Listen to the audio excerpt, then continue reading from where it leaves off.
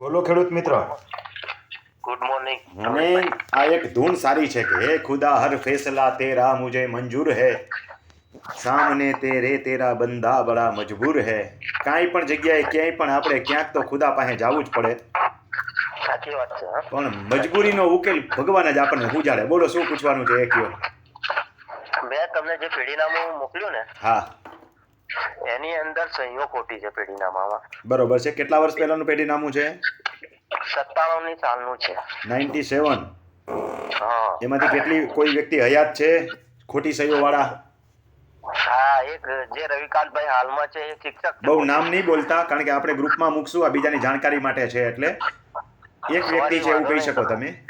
હા, એટલે એક વ્યક્તિ છે હાલમાં, બરાબર છે, જેનું નામ ચાલે છે, અને બીજા વ્યક્તિનું નામ બીજા બે નામ છે, એના વારસદારનું નામ ચાલે હવે જેની ખોટી સહી છે ઈ પોતે એનાથી નારાજ છે, પડકારે છે કે નથી પડકારતા? જેની ખોટી સહી છે એ આ પેઢીનામાને સ્વીકાર કરે છે કે નથી કરતા? સ્વીકાર કરે છે। જેની ખોટી સહી છે ને, એમાં હરકાભાઈ ડાયાભાઈ ના વારસદારો છે, એના ઓકે વારસદાર એમાં જે વારસદાર તરીકે નામ જે ચડ્યું છે કાંતિભાઈ હરકાભાઈ, ફક્ત એક જ ભાઈ નું નામ ચડેલું છે, ઓકે। અને વારસદાર છે 4, એમાં મરણ બતાવેલા છે। હવે આ નોંધના આ જે પેઢીનામું છે એના આધારે 7 નંબરમાં નોંધ પડી ગઈ કે નથી પડી? પડી ગયેલી છે। કેટલા વર્ષ થયા? જે 97 નું જ છે બધું 97 નું છે। હા, ઓલરેડી બધું 97 નું જ છે। હવે એમાં પડકારો તો થોડું અઘરું થશે, પણ પડકારી શકાય। હા, પણ એટલે પડકારવા માટે જ, પ્રોસેસ માટે જ તમને ખાસ કોલ કર્યો, કારણ કે હું બહુ જગ્યાએ ટ્રાય કરી, બહુ જગ્યાએ પૂછપરછ કરી, એટલે કે આનો લાંબો સમય થયો છે, બરોબર છે, અને સામે વાળા શું પૈસા ટકે સુખી માણસ છે। કાંઈ વાંધો નહીં, જેની સહી ખોટી છે ઈ વ્યક્તિ પડકારે એ વધારે સારું। પણ એની અંદર મારા દાદા, મારા મમ્મીના પપ્પાનો પણ હિસ્સો લાગે છે। સાચી વાત છે, પણ જેની સહી ખોટી છે ને ભઈલા, પડકારવાનો અધિકાર એને છે। આ નોંધને ચેલેન્જ એ કરી શકે જેની સહી ખોટી છે। જેની સહી સાચી છે એને ચેલેન્જ કરવાનો કોઈ અધિકાર નથી। હા, પણ એમાં મારા દાદાનો હિસ્સો બારોબાર નીકળી ગયો છે। હું એ જ કહું છું, તમે એને પડકારો, અને એના માટે મામલતદાર કોર્ટમાં જ પડકારો, સિવિલ કોર્ટમાં જવાની સલાહ નહીં આપું તમને। હા, પેલા વિલંબ માફી કરવાની, મામલતદાર એટલે મામલતદારની માં નહીં જાય, પ્રાંતમાં જશે, મામલતદારે પ્રમાણિત કરી છે એટલે। હા, પ્રાંત અધિકારીમાં કોર્ટ કૃષિ પંચ રાહે પ્રથમ મામલતદાર આવે, મામલતદારે પ્રમાણિત કરેલી નોંધને પડકારવા માટે પ્રાંતમાં જવાનું રહે। અને મહત્વની બાબત એ બી છે કે એની અંદર જે રવિકાંતભાઈ અને કાંતિભાઈ, બરાબર છે, એ બેનો એ પેઢીનામાની અંદર નામનો ઉલ્લેખ નથી। તો વધારે સારું, એ તો ઉલટાનો એ પડકારી શકશે ને। એ નારાજ પક્ષકાર છે કે સ્વીકારનાર છે કે નારાજ છે? કોણ નારાજ છે? જેના નામ બોલો છો કે એના નામ પેઢીનામામાં રહી ગયા છે, નથી? અરે એ પેઢીનામાની અંદર જેના હાલમાં નામ ચાલે છે એ પેઢીનામામાં નામ નથી ને નામ ચાલે છે। આ તો એ સારું ને, પડકારો એ નોંધને, એમ કહું છું। અને એ આવી ક્યાંથી ગયા? એને પડકારવાના રહીએ ને, એને ચેલેન્જ કરો। અને બીજું, સંમતિ આપનાર જે નાથીબેન લખાભાઈની દીકરી ખરી ને, આખા ગામમાં કોઈ વ્યક્તિ એવું કહેવા તૈયાર નથી કે આ નામની આ સમયે હયાત હતી। બહુ સારું થયું, તો અનનોવન નામ થયું, હાથે ઉપજાવી કાઢેલું નામ થયું।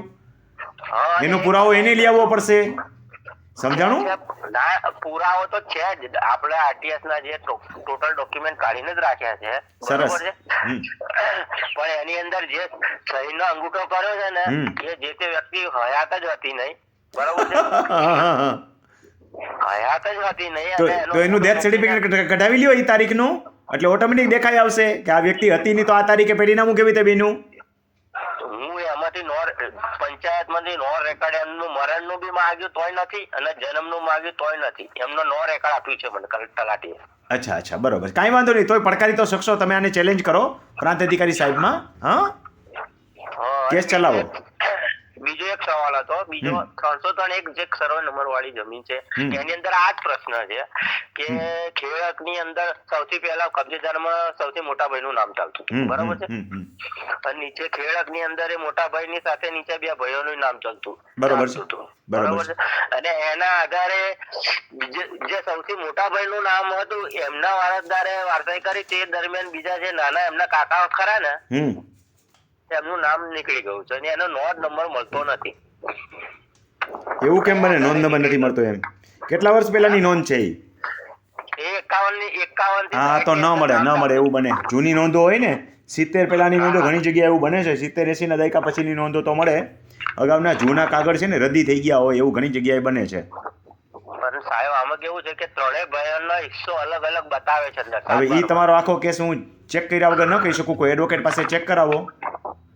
હું તો તમને બહુ દૂર પડી જાઉં, 300 કિલોમીટર 400 કિલોમીટર દૂર છું તમારાથી, એટલે તમને અહીંયા આવવાની સલાહ નથી દેતો. છતાં ઈચ્છા પડે તો આવી શકો, પણ કોઈ એડવોકેટ પાસે ચેક કરાવી લો, પછી એમાં ખર્ચો કરજો, સીધા નહીં પડતા એમાં. હા ના એમાં સીધો પડતો જ નથી, એટલે તમને ના હોય તો હું તમને 7/12ની આખી તમને એક નકલ મોકલાવીશ. ના, હવે નહીં મોકલાવતા ભઈલા, એટલું બધું વાંચવાનો ટાઈમ નથી હોતો મારી પાસે, અને વોટ્સએપમાં તો ખાસ નહીં. હવે આખું જવાબ નથી દેતી. 3જા નંબરના ચશ્મા તો પહેરું છું, પેલા 1 નંબરના પહેરતો હતો, હવે 2.5 પહેરતો હતો, હવે 2.5 નથી દેખાતું. મારા મોબાઈલ તમે જુઓ તો આંકડા મેં મોટામાં મોટા આંકડા હોય તો લઈ લીધા છે, હવે મોબાઈલમાં એથી મોટા આંકડા નથી આવતા. ના તમારી સેવાનો તો ધન્યવાદ. એટલે મારો કહેવાનો મતલબ એ છે કે હવે એવું રૂબરૂ તપાસવું પડે ફાઇલને, આમાંથી ન જોઈ શકાય પછી. અને બીજું સાહેબ, આપણે ટિપ્પણ કરાવવા માટે અરજી ફોર્મ અને એનો મારો નમૂનો બધું વોટ્સએપમાં મોકલી દો. હમણાં DLR માંથી કેટલું મળે બધી આખી ડિટેલ મોકલી દો.